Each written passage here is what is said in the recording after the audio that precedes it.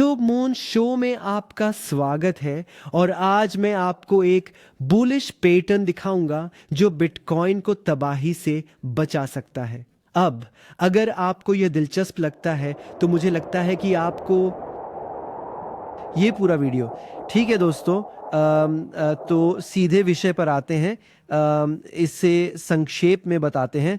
हम देख सकते हैं कि कीमत में बिटकॉइन अभी एक छोटा सा आरोही त्रिकोण बना रहा है, और ये तब बना है जब हमने देखा कि यह उच्च स्तर अस्वीकृत हो गया। और अगर आप सब्सक्राइबर हैं तो आपको पता होगा कि मैंने यहीं ऊपर एक वीडियो में कहा था कि अभी लॉन्ग मत जाओ, यहाँ बिटकॉइन मत खरीदो, क्योंकि इसके फिर से नीचे आने की संभावना बहुत ज़्यादा है। और जैसा कि अनुमान था, वह एक प्रतिरोध बिंदु था और हम फिर से नीचे आ गए।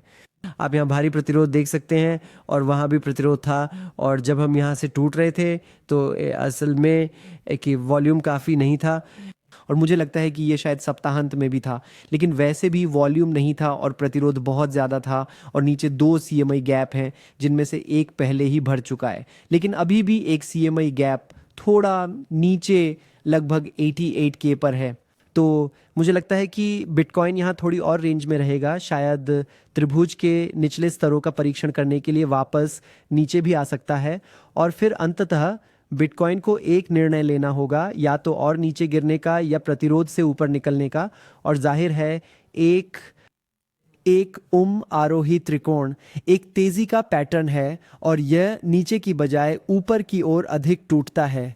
हालांकि गिरावट के रुझान में आरोही त्रिकोण या कोई भी तेजी का पैटर्न ऊपर की ओर टूटने की कम संभावना रखता है, फिर भी नीचे की बजाय ऊपर की ओर टूटने की संभावना अधिक होती है। बस संभावनाएं थोड़ी कम हैं गिरावट के कारण। और अगर हम जूम आउट करें तो आप इसे इस बात से भी जोड़ सकते हैं कि जहां अभी बिटकॉइन है वहां बहुत ज़्यादा रेजिस्टेंस और सपोर्ट है। सो इस फ्लैग या माफ़ करना इस असेंडिंग ट्रायंगल के नीचे टूटने के लिए बहुत ज़्यादा सेलिंग प्रेशर की ज़रूरत होगी। और मैं सच कहूँ दोस्तों, मुझे सेलिंग प्रेशर नहीं दिख रहा। जैसे सेलिंग प्रेशर कहाँ से आएगा? ये माइकल साइलर की तरफ से नहीं है, मेरी तरफ से नहीं है, आपकी तरफ से नहीं है। कौन इन कीमतों पर बिटकॉइन बेचेगा, मुझे ये समझ नहीं आता। तो मैं काफ़ी मुझे विश्वास है कि बिटकॉइन इस प्रतिरोध को कभी ना कभी पार करेगा, उम्मीद है बहुत जल्द। और मैं आपको ठीक वही जगह दिखाऊंगा जहां मुझे लगता है कि यह होगा। ब्लोफिनवे इस डिपॉजिट बोनस का दावा करने के लिए अब सिर्फ 2 दिन बचे हैं। $100 जमा करने पर फेयर्स ऑन $100 और $2,000 पे $300 मिलेंगे।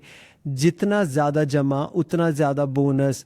ब्लोफिनवे लिंक विवरण में है। कोई केवाईसी नहीं, बस साइन अप करें, ट्रेडिंग शुरू करें। आप जल्द आने वाले ब्रेकआउट को ट्रेड कर सकते हैं। मैं आपको बताता हूं कि ब्रेकआउट कब आ रहा है। तो अब मैं इसे बहुत सरल कर देता हूँ। हम इन रेखाओं को ऐसे रखते हैं जैसे हमें लगता है कि ये ऊ होगा। तो मैं कुछ ऐसा कहूँगा, अगर आप इन निचले स्तरों को यहाँ जोड़ते हैं तो आप कह सकते हैं कि ये ऐसा भी है। लेकिन मुझे लगता है कि ये बहुत असंभव है कि बिटकॉइन अप्रैल तक इसी दायरे में रहेगा। इस साल ऐसा नहीं होने वाला है। तो मैं कहूँगा कि इस कोण का थोड़ा सा हिस्सा होने की अधिक संभावना है, और फिर इस ब्रेकआउट की समय सीमा इस साल फरवरी के अंत तक होगी। लेकिन जैसा कि आप जानते हैं, ब्रेकआउट शिखर से पहले होते हैं, है ना? तो शिखर पर ब्रेकआउट की संभावना कम है, तो ज़्यादा संभावना है कि हम यहीं ब्रेकआउट करें। तो मैं कहूँगा ज़्यादा से ज़्यादा जनवरी के अंत तक हमें ऊपर की ओर निर्णायक मोड़ मिल सकता है। अभी भी गिरावट आ सकती है, लेकिन मुझे अब भी लगता है कि ऊपर जाने की ज़्यादा संभावना है इस बुलिश पैटर्न और असेंडिंग ट्रायंगल के कारण। तो मैं कहूँगा कि 60% ऊपर जाने की संभावना है, और मान लीजिए 40% नीचे जाने की। ये मेरी अंदरूनी भावना है जो चार्ट्स में मेरे सालों के अनुभव पर आधारित है। अगर आप इसे ट्रेड करना चाहते हैं ब्लोफिन पर साइन अप करें और ऐसा करें। और मैं एक बात और बताना चाहता हूं कि चांदी और सोना बेतहाशा बढ़ रहे हैं।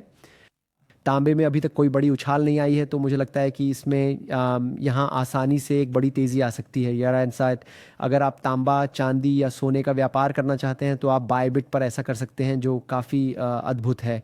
उनके पास पारंपरिक वित्त है, तो अगर आप इनका व्यापार करना चाहते हैं तो निश्चित रूप से ये बायबिट पर है, चांदी, तांबा और सोना। अब चांदी और सोने की बात करें तो मैंने कुछ दिन पहले एक वीडियो बनाया था जिसमें मैंने बताया था कि आपको चांदी खरीदनी चाहिए इससे पहले कि बहुत देर हो जाए। ये $100 से ऊपर जाएगा, और मैंने आपको अपना पूरा चांदी का ढेर भी दिखाया। सो अगर आप ये वीडियो देखना चाहते हैं तो यह चैनल पर है, जहां मैंने अपना सारा भौतिक सोना और चांदी दिखाया है जो मैं 2015 में ख़रीद रहा था। तब मैं एक किराने की दुकान में काम करता था और दुकान से कमाए सारे पैसे सीधे भौतिक सोने चांदी में लगाता था। तो हाँ, कृपया इसे देखें। मैं बताता हूँ कि मैंने सोना चांदी क्यों ख़रीदा, इस साल के लिए मेरी क्या राय है, और अगर आपको सोना चांदी पसंद है तो ये वीडियो ज़रूर देखें। सोने और चांदी के प्रति मेरा जुनून बहुत पुराना है, बस बिटकॉइन के लिए मेरा जुनून कहीं ज़्यादा है। अगर आप ये वीडियो देखना चाहते हैं तो ये यहीं दिख रहा होगा, आप इसे यहीं क्लिक कर सकते हैं। इसे क्लिक करने के लिए अपनी कोई भी उंगली इस्तेमाल करें। मिलते हैं, बाय बाय।